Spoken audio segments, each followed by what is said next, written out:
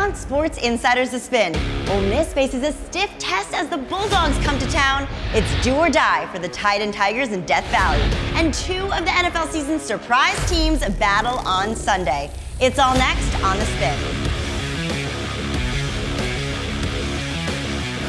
Hello, my friends. Thanks so much for joining us here on Sports Insider's The Spin. I'm Ali Melendez. And of course, we have plenty of exciting matchups across the NFL and the college football world this weekend.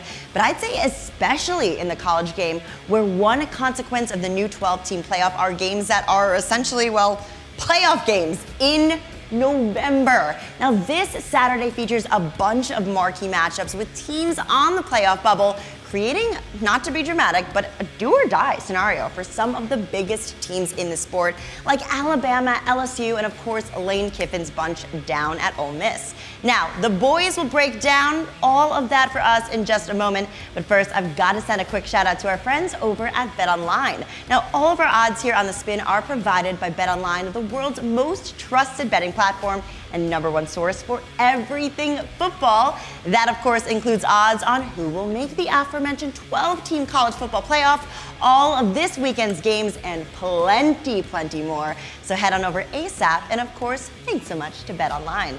All right, like I said, the playoff picture in college football is really coming into focus here and creating some pretty big games across the country this week to kick off what should be an amazing month of November. I'm obviously very excited, and here now to break down all the action for us, our very own Drew Butler and Gabe Ikard, joined by Danny Kanell. Welcome, fellas.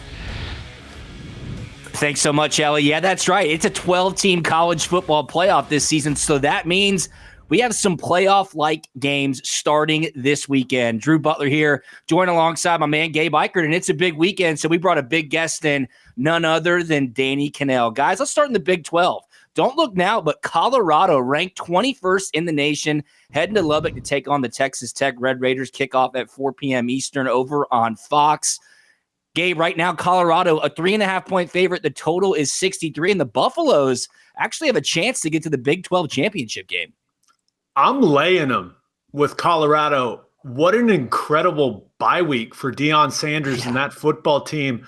Iowa State goes down, Kansas State goes down, and all of a sudden, Colorado is in great shape to go and play for a Big 12 championship. And I don't expect it to be a welcoming atmosphere in Lubbock. Played there a couple times. That crowd is interesting, but they've got the better quarterback by a lot with what Shedeur Sanders has been doing this season, and they're going to have the best player on the field in Travis Hunter. I think the extra motivation, being able to see the path to a Big 12 championship game, and just having a couple of the best players in college football, I think Colorado goes on the road and gets it done. Gabe, you make a really compelling case, but I am on the opposite side of you on this one. Give me the Red Raiders as the home dog, and we might see a theme as we discuss these games this weekend, because with all the parity we've seen across college football, including this game, I think the home crowd has mattered more than ever. And you mentioned Lubbock is going to be absolutely on fire. And while I do give the edge to Shedeur Sanders in the quarterback matchup, Baron Morton for Texas Tech has been really solid, including orchestrating a game-winning drive on the road against Iowa State last week. And by the way, Taj Brooks, one of the better backs in the Big 12 and maybe the country, is also able to keep that ball away from Colorado's offense, which is so powerful. So Joey McGuire coming in here has a relationship too. He coached Deion Sanders Jr. in high school. He has a tremendous amount of respect. So don't look for much trash talk in this one, but I expect some hard hitting. And I think Texas Tech keeps it close enough within that field goal number. I'll take the home dog all day long here with the Red Raiders. Yeah, it gets interesting when you add that hook in there. 3.5 is the number. DK likes catching the hook, keeping it within a field goal. But I see two teams in two very different spots. Colorado obviously coming off the bye week, and then Texas Tech with that amazing road victory against an undefeated Iowa State team. And Colorado's now bowl eligible. Again, 21st in the country. It seems like their job is certainly not done. They want more out of this season. And as we mentioned, they do have an outside chance, really an inside chance, a great chance to make it to the Big 12 championship game. I think Texas Tech's defense has some vulnerabilities, guys. 3 losses on the season. They gave up 59, 37, and 35 points in those 3 losses. And Shedeur Sanders has been extremely efficient. I think on the road, put the game in Shadeur's hands. I expect Travis Hunter and Jimmy Horn to have big days. I'm going to lay the 3.5 as well. I like Colorado off the extended rest. They really see a great opportunity to take advantage on the back half of this 2024 regular season. All right, let's jump to the SEC. It's a huge top 20 matchup. The second-ranked Georgia Bulldogs hitting the road to take on the 16th-ranked Ole Miss Rebels. 3:30 p.m. kickoff Eastern over on ABC. Gabe, Georgia just a small 2.5-point favorite. The total sits at 54.5 points. Some really interesting dynamics coming into this football game. You know, at the start of the season, we were talking about Carson Beck possibly being the first pick of the draft, being the first quarterback off the board, and he's struggling. I mean, he's throwing it to the other team. You know, Drew, these are your Bulldogs. But it feels like Ole Miss does have a pretty significant advantage right now with the way that Jackson Dart is playing at the quarterback position.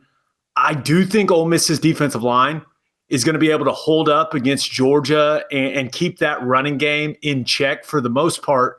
But this decision, it's pretty simple for me. Kirby Smart or Lane Kiffin in a big game.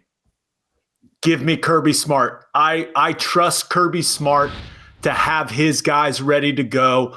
I trust that the version of Georgia that showed up against Texas, that's the type of Georgia we're going to see in Oxford on Saturday. Give me the dogs. I'll lay them. Woo! I like the way you're thinking. The one thing the question I have is we've seen Carson Beck with this turnover trend, which has been quite alarming. The 3 against Alabama cost him a win in that one. 3 against Texas didn't cost him, but maybe could have.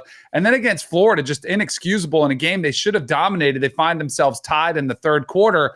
And what version are we going to get of Carson Beck, whose confidence clearly is shaken on the field?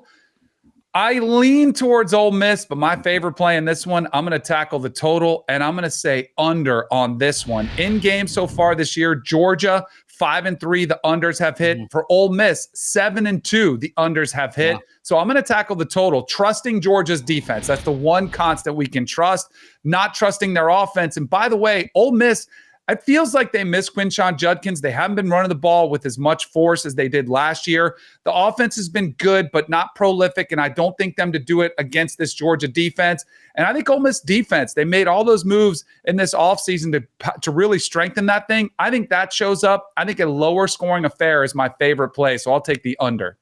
Yeah, these two teams really haven't played that much historically. 12 games total in the series. Ole Miss 1-11 straight up against the Dogs, 4-8 against the spread. They did play a year ago, primetime in Athens. Georgia took care of business in a big way, 52-17. And the last time this game was in Oxford, 2016, that was Kirby Smart's first year at Georgia. Ole Miss put a whooping on him. That was when Hugh Freeze was the head coach, 45-14. Get this, guys. Ole Miss has lost their last 11 games versus top 5 teams. They're 4-7 against the spread in those 11 games. And Kirby Smart as a road favorite is 30-3 straight up, 10-4 against the spread. Kirby Smart is when a road favorite and the spread is less than 4. Either way, that's exactly what this game is. The biggest question mark, though, you both talked about it. Carson Beck, can he stop throwing interceptions?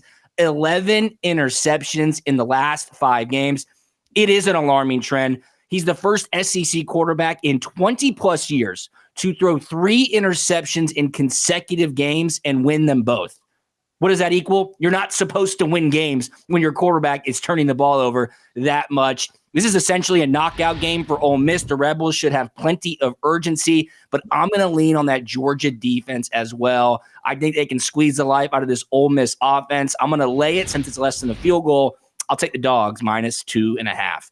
All right, let's finish things up in Baton Rouge. This is going to be an awesome one. This is the playoff game, quote-unquote playoff game. Allie was talking about the 11th-ranked Alabama Crimson Tide heading to Tiger Stadium to take on the 14th-ranked LSU Tigers. 7:30 p.m. Eastern kickoff on ABC. Gabe, Alabama, a 3-point road favorite. This total higher than I expected, 58.5 points. This game is interesting because it feels big. It's Bama LSU. Of course it feels big, but it feels big because both teams have 2 losses and the loser is out of the college football playoff. So that's kind of this new dynamic we have with the 12-team playoff. It really comes down to this for me. How many times is Garrett Nussmeier going to throw it to the other team? He has a ton of arm confidence. And will he make the catastrophic mistake in this game? And I know that Bama's secondary has not exactly been a strong point of that defense these last couple of seasons, but you look at Kyron Lacey, you look at Anderson. I mean, Nussmeier's got weapons at wide receiver, but so does Jalen Milroe. And I think Alabama's ability to find more consistency in the run game will be the difference in this game, whether that's Miller, that's Haynes, and of course what Milroe can do with his legs. I like Alabama to go and get it done at Tiger Stadium. I'm going to lay the points with the Crimson Tide. All right, Gabe, I'm fading you again in this one. I like the home dog here. Some of the trends are pretty alarming, especially when you talk about Jalen Milroe. Now, you mentioned his ability to get it done with his legs. We've had 4 games straight where he hasn't rushed over 50 yards, and that really is what makes him special, is when he can really hurt you with his legs, and they haven't been able to get Jam Miller going with as much effect either. Also, when you take away his legs, he's not as effective as a thrower. Those last 4 games, 3 touchdowns, 5 interceptions. He's had a little turnover bug as well. Now, you mentioned Garrett Nussmeier and the picks that he threw against Texas A&M, which were alarming. Here's the thing. I think Texas A&M's defensive front, especially their defensive line with Nick Gordon, are vastly better than Alabama's. So I don't think he'll be under as much duress at home against Alabama's front 7. And when I watched Alabama play Tennessee, I saw Tennessee miss a lot of wide open receivers that maybe would have made that game a little bit of a bigger win for Tennessee. I think LSU gets it done. I think Garrett Nussmeier, who does not lack in confidence, that game will not impact him. I think he has a huge day versus a struggling Alabama secondary. So I like LSU not only to cover, but to win the game outright. Wow. Hey, well, look, both of these teams, as per usual, coming off a bye week. But when's the last time both of these teams were coming into this game off a loss? Danny just said it. Alabama lost to Tennessee. Yeah, A&M whooped up on LSU. Now these two teams meet in Death Valley with a lot on the line. College football playoff hopes hanging in the balance. How can you trust Alabama at this point? Tide have lost 2 straight up and against the spread on the road. And since 2020, LSU 6-2-1 against the spread as home underdogs. So I'm already leaning towards the Tigers at home in Death Valley on a Saturday night. You know the atmosphere is going to be absolutely electric. I love the skill position players in this game. Kyron Lacey for LSU, Ryan Williams for Alabama. There can be a bunch of fireworks. Lean towards the over 58.5. Don't trust either of these defenses too much. But what it comes down to is this. In his career, Brian Kelly as a head coach, guys, 16-2 straight up off extended rest. I think LSU, with their ability with just one conference loss to still make it to the SEC championship game at home, plus a field goal, yeah, this one's a no-brainer, guys. Give me the Tigers +3 in Baton Rouge on Saturday night. Going to be an amazing weekend of college football action. As always, all lines here at The Spin are provided by Bet Online. Big shout out to our special guest, Danny Kanell, for joining us. For Gabe Ikard, I'm Drew Butler. Allie will send it back to you. Amazing stuff. As always, shout out to Drew Butler, Gabe Ikard, and Danny Kanell for joining us this week. All right, well, Drew will be back with us in just a moment with a look at the NFL. But as I mentioned earlier, all of our odds here on Sports Insiders The Spin are provided by Bet Online, the world's most trusted sports betting platform. So with NBA, NHL, college basketball, and of course, college and NFL football all happening right now, it's a lot. There's no place better than BetOnline to get in on all the action. But don't take my word for it. Go check them out yourself. All right, we got another big week in the NFL, people. Here now to break it all down for us, Drew Butler, Anthony Becht, and Jonathan Casillas. Welcome, guys. What's up, Allie? I'm back, joined alongside my guys, Anthony Becht and Jonathan Casillas, to take a look at Week 10 of the NFL season. Time slow down. Boys, we've already crossed the midway point. It's November, Thanksgiving a couple of weeks away, so playoff pictures are getting into Zoom focus. Let's start with 2 division leaders. The Pittsburgh Steelers are heading to D.C. to take on the Washington Commanders, 1 p.m. Eastern kick over on CBS. Anthony, right now the Commanders are 2.5-point favorites. one of the best stories in the NFL. This total sits at 46 points. Yeah, I mean, really two surprise teams this year. I mean, you think about Pittsburgh and their quarterback situation and what that offense may look like. They made a lot of adjustments and changes to their receiver room. But right now they look like they had stability. Russell Wilson has come in. I thought initially that was not the best decision leading into the Jets game. And early on in that game, I thought I was kind of patting myself on the back. But it looks like Wilson is a guy right now that has given some of their other big play players, in particular George Pickens, an opportunity to be really productive in the system with his moon balls and the throws that he has down the sideline. He's really given them some big explosive plays in the passing game.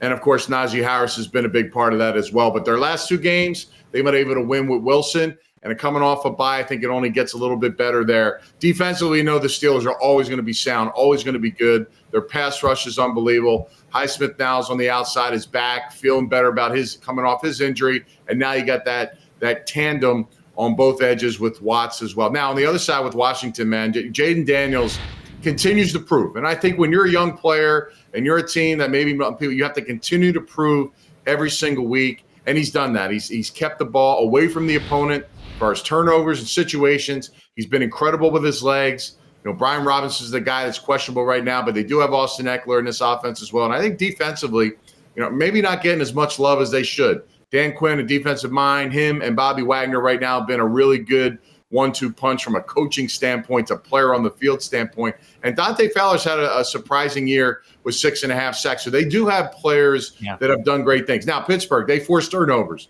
So they're plus 10 in the turnovers. That could be maybe a difference in this game. Is this the game that Daniels maybe, you know, finds a way to not protect the ball as much? I got to roll with the Commanders here, guys. Under a field goal, I think that's a good number. Especially the fact that Jaden Daniels can use his legs and get out of trouble. I think that's huge in this game, and I think you may see more of that. I'm going to lay those points and take the Commanders. Yeah, the Steelers are an improved team. Look, they're running the ball very well. Their defense is good, and they're better with Russell Wilson. But I think Jaden Daniels is just doing it right now, and I think he's going to be able to figure out a way to win this game by more than 3.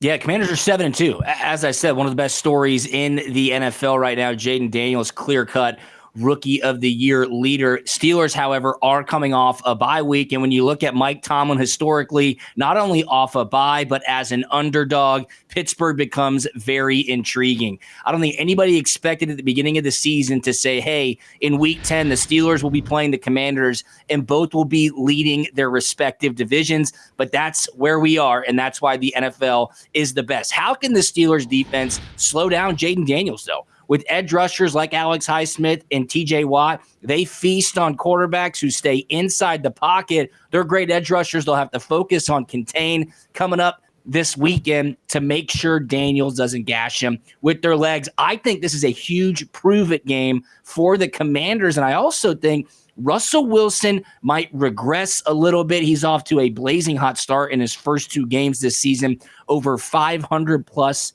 passing yards. This is a big spot for the Commanders. Less than a field goal. I got to roll with you guys. Sound the alarm. We're all on the same side here. I'll lay 2.5 with Washington. Let's head on over to some primetime football. It's Sunday night football. The Detroit Lions, who are the class of the NFC, are heading to Texas to take on the Houston Texans. 8:20 p.m. Eastern kickoff over on NBC. Anthony, right now the Lions are 3-point road favorites. This total sits at 51. Yeah, you know, look, 2 really good teams. There's no question about it. I think we've talked ad nauseum how good the Lions are, and they continue to produce every single week. This game is in Houston. If you look at Houston 5 weeks ago, guys, this isn't the same team that they played against the Bills, and they were able to squeak out that home victory versus one of the better AFC teams in the league. No Diggs, no Collins. Their weapons are really down on the receiver side. I don't know if they really trust anybody outside of their tight end, Dalton Schultz. You know, when you look at what their offense is right now, it's really a one-trick pony in the sense that, you know, Joe Mixon is a legit running threat. There's no question about it. But I think the way Stroud plays is a little different now. I think a little bit more of his legs. I think he's got to be a little bit more creative on how they utilize him because of the fact that Detroit, although don't have Hutchinson anymore, makes a blockbuster trade to get Zadarius Smith. So now they amp up their defense that already have been playing well anyway. Listen, guys, it's hard to get off the Lions right now. in their 6 straight wins, their average victory is 16 points. Wow. So I'm going to play with that number all day. I'm going to roll with the Lions here. I'm going to lay those points, and I'm going to take the Lions till they lose. Hey, I'm with you, bro. And I look at CJ Stroud, missing those top 2 wide receivers, just got Diggs and he's out. He hasn't played well in some of those losses. I mean, he was at 30% completion percentage, which is not what we've seen from him in his young career. He's a good player, but he hasn't looked like himself. But he's a guy that I think, like you said, Anthony, he can do more. He can do more with his legs. He's very athletic. He cannot play as poorly as he did last week because this Lions team, man, the way Jared Goff is playing, he's playing on that MVP type of level. Him and Amon-Ra St. Brown, they haven't had an incomplete pass between him two. And since September 22nd in 30 straight passes. Jeez. Like that's insane, guys. Like he didn't even have to throw the ball to him more than 2 times and they won 52-14 because they win in different ways. I think this is the team of the NFL, but not just because of Jared Goff, because they can win in different ways. They punt return for a touchdown, defensive score for a touchdown last week. These running backs are monsters and they're throwing touchdowns. And David Montgomery, these guys are absolutely incredible. If CJ Stroud plays poorly in this game, it will be a complete rout. But CJ Stroud is one of them guys that he can keep him in close. But I think the Lions pull away later with this game.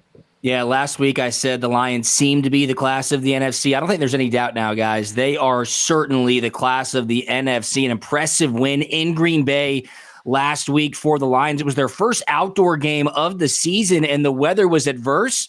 And they just went out there and took care of business. The offense for the Lions continues to hum with Jared Goff leading the way. However, the Texans coming off extended rest. They had a loss last Thursday night against the Jets. The injury list continues to pile up. Nico Collins, he might be back this week for that offense that just lost Stephon Diggs. CJ Stroud needs his security blanket, who has been Nico Collins so far this season, so he might be back Sunday night. What gives here, guys? The Lions are 4-0 away from home. The Texans are 4-0 at home. 3 points for a primetime home underdog. Too good for me to pass up, Anthony. It is. If it was 2.5, I'd lean Detroit. But at 3, I think the Texans keep it close. They're going to have a lot of urgency if Nico Collins comes back. The Texans will keep this one within a field goal. So I'll take Houston plus the 3 on Sunday night football. Let's wrap things up with Monday night football. The Miami Dolphins heading all the way across the country to take on the Los Angeles Rams. 8:15 p.m. kick over on ESPN. The Rams, a short 2.5-point favorite. This total 51 points. Yeah, listen, the Dolphins have lost 5 of 6, but now with Tua back, they look a lot better versus the Bills. They went up to Buffalo. Tua was 25 of 28 in the game. I thought that was really impressive. He was dialed in, and I think that only continues to get better for 2 frustrated receivers in Hill and Waddle. Now, on the flip side, the Rams, Matthew Stafford, the end list of what he's done in his career has been phenomenal. He looks like one of the best quarterbacks in the league at times, and other times, he looks like about his age at where he's at. But with a healthy Kupp, a healthy Puka, and now Atwell, that to me positions themselves to get better as they go on. They played a tough game, won in overtime versus the Seahawks this past weekend. Now, Stafford has been okay, like I said, 9 touchdowns to 6 interceptions. Doesn't blow off the charts, but again, a lot of those mishaps happen when that wide receiving core really wasn't fully healthy. They won 3 in a row, and Verse and Fisk have been very productive interior defensive linemen with the loss of Aaron Donald from retirement. So as I look at this game, man, I really think the -2.5, again, keeping it under 3, you got the home team with the Rams. I really think for me that they're a team right now at home. I give them a slight edge. I think it's going to be a close game throughout, and I think that the Rams are able to pull this one out and win by a field goal. Oh, I like it, man. Look, the Dolphins offense with Tua back, I mean, it's incredible. I mean, that performance last week, like you said, Anthony, 90% completion percentage, a couple of touchdowns on a day. Any other team they would have played, they would have won. But they're playing the Bills. Bills are very, very strong, and they can score with any team. And I think this is going to be another one of those games where, the Rams have, they're healthy at wide receiver. Demarcus Robinson, he's came along the last couple of weeks and have 4 touchdowns the last couple of weeks. So he's adding to that Puka Nacua and that Cooper Kupp group. which is going to be just, the different weapons that Stafford has. So I think he's going to be able to throw the ball downfield against this Dolphins defense. So, I'm not going to go which one wins, but I'm going to go with the over because I think this is one of those games where these teams are just lighting up the scoreboard, trading back and forth, and whoever has that last possession ends up winning the game. I like where your head's at there, Jonathan. Definitely lean to the over in this matchup. Rams on that 3-game winning streak, keeping their playoff hopes alive. Anthony, you said it. Getting Cooper Kupp and Puka Nacua back, Tutu Atwell healthy also has given new life to this offense. And Matthew Stafford, with those weapons at his disposal, he looks like he's in the prime of his career, albeit at 36 years old. Dolphins have new life as well. Yes, they've lost 5 of their last 6, but they looked much better a week ago with Tua back at the starting quarterback position. They had trouble up in Buffalo. They took the Bills to the wire, lost on a last-second 61-yard field goal. I love the coaching matchup here. Mike McDaniel for the Dolphins against Sean McVay for the Rams, 2 guys that grew up in the coaching tree together, so they'll know exactly what the tendencies are, and I think that leans towards points being put up on the board. I found this surprising, though. The Dolphins have won the last 4 games in this series. That's right, 4-0 in the last 4 against the Rams. How can the Dolphins turn this season around? Is there any hope at all for Miami? It starts this weekend. There's no question about it. They absolutely need this game to salvage anything of the 2024 season. So I'm taking the Dolphins plus the 2.5. I think Tua and that offense can light it up and keep it close on a Monday night. Going to be an awesome weekend of NFL football. It always is. It's always a great time here on The Spin as well. All lines provided to you by Bet Online. For my man Anthony Becht and Jonathan Casillas, I'm Drew Butler. Allie, back to you. Awesome. Well, thank you so much to the pros. Always a round of applause for you guys, Drew Butler, Anthony Becht, and Jonathan Casillas. Well, my friends, we have nothing more. But before I sign off, I've got to give a quick shout out once again to BetOnline for providing all the odds on today's show. BetOnline is the world's most trusted betting platform and #1 source for everything football, not to mention everything in sports in general. So head on over to BetOnline today to get in on all the action. All right, now for real, that is it. So go enjoy a great weekend of football and sports action. Thank you so much for watching, and of course, we'll see you next time right here on Sports Insiders The Spin.